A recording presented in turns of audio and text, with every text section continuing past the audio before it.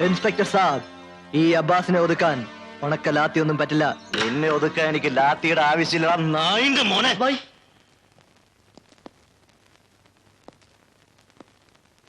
ഓഹോ, ചോട്ടാദാദ പിടിച്ചാത.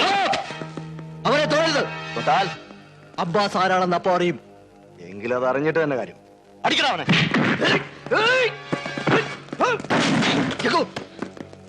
ഇൻസ്പെക്ടർ സാബ്,